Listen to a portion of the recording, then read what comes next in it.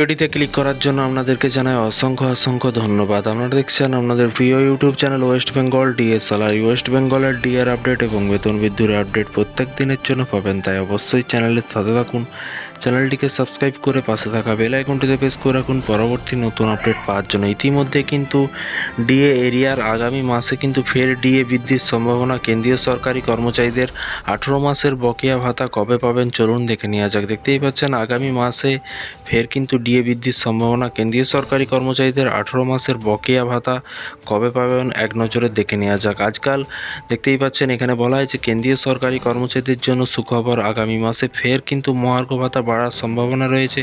কেন্দ্রীয় সরকারি কর্মচারীদের জানা যাচ্ছে যে পরের মাসে কিন্তু 3% ডিএ বাড়াতে পারে কিন্তু কেন্দ্র। সেপ্টেম্বরে ডিএ বাড়লে কিন্তু মোট ডিএ হবে কিন্তু 53%।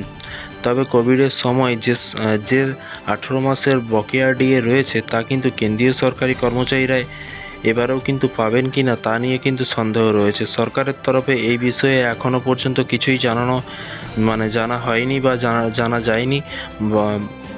বাদল অধিবেশনে চলাকালীন প্রশ্ন উঠেছিল এবার করোনাকালে কিন্তু 18 মাসের বকেয়া মহার্ঘ ভাতা কেন্দ্র দেবে কিনা, কিন্তু অর্থমন্ত্রকের তরফে পঙ্কজ চৌধুরী জানান যে এবার দেওয়া হবে না বকেয়া মহার্ঘ ভাতা। করোনার সময় অর্থনৈতিক সমস্যার কারণে বন্ধ রাখা হয়েছিল কর্মচারীদের মহার্ঘ ভাতা। তবে তিনি জানান যে সেপ্টেম্বরে ডিএ বৃদ্ধি ঘোষণা হতে পারে, যা কিন্তু 2024 সালে জুলাই মাস থেকেই কিন্তু কার্যকর হয়ে যাচ্ছে। এবং অন্যদিকে সময় মতো অষ্টম পে কমিশন গঠন করবে মোদী সরকার, এমনটাই আশা করছে কেন্দ্রীয় সরকারি কর্মচারী এবং পেনশনভোগীরা।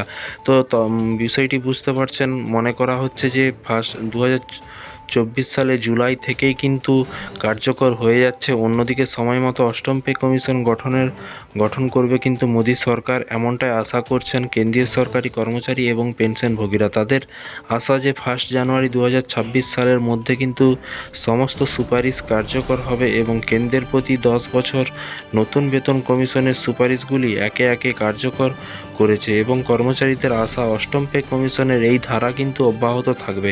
তো ফ্রেন্ডস, বিষয়টি বুঝতে পারছেন। এই ছিল আজকে একটি ছোট্ট আপডেট। এই ধরনের প্রতিদিন লেটেস্ট আপডেট পেতে চ্যানেলটিকে সাবস্ক্রাইব করে পাশে থাকা বেল আইকনটিতে প্রেস করে রাখতে ভুলবেন না। ভালো থাকবেন, সুস্থ থাকবেন এবং নিজের খেয়াল রাখবেন। Thank you.